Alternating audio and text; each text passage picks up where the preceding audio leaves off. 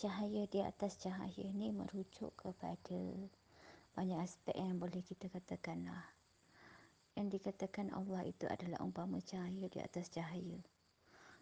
Itu adalah bukan diri Allah, itu adalah petunjuk kebenaran daripada Allah Subhanahu Wa Taala yang berupa mungkin daripada rasa kasih dan cinta dia Allah Taala tu, maka Allah Subhanahu Wa Taala memberikan petunjuk dalam kehidupan kita setiap saat, cuma kita tak sedar.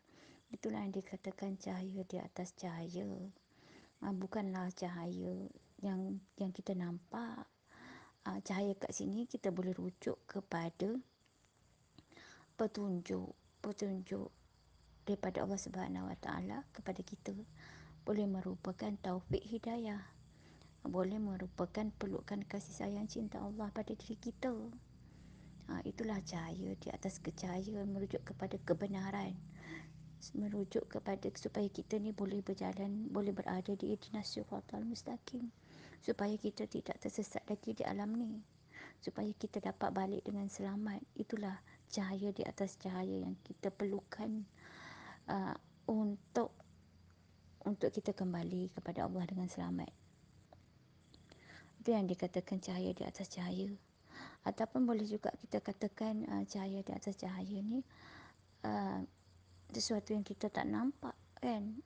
Roh-roh kebenaran dalam diri kita. Kalau nak disifatkan dari segi roh pun boleh. Maksudnya dalam diri kita ni, diri kita yang sebenar adalah kosong umpama bayang, hitam gelap tanpa cahaya.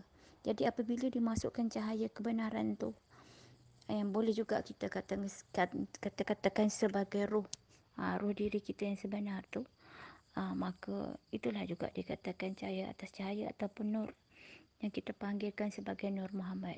Itu pun boleh juga kita nak katakan sebagai cahaya di atas cahaya. Cahaya di atas cahaya ni juga boleh kita katakan nak ibaratkan macam mana kita nak mencapai kepada tajalli penyatuan,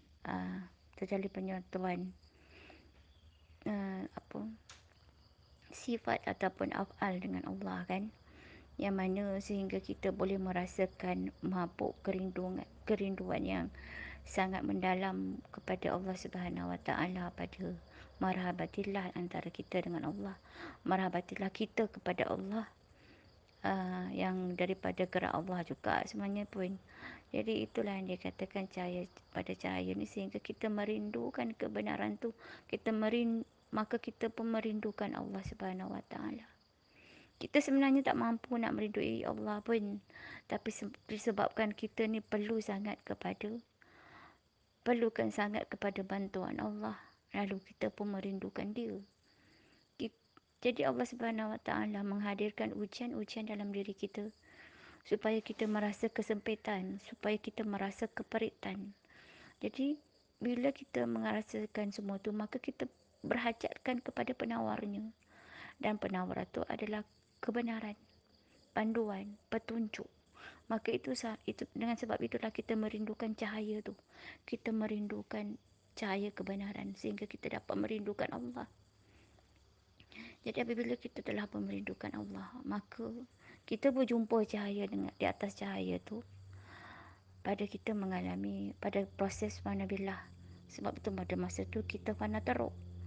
Itulah yang dikatakan cahaya di atas cahaya. Sebenarnya kita jumpa cahaya di atas cahaya tu pada konteks tajalli di fanabillah.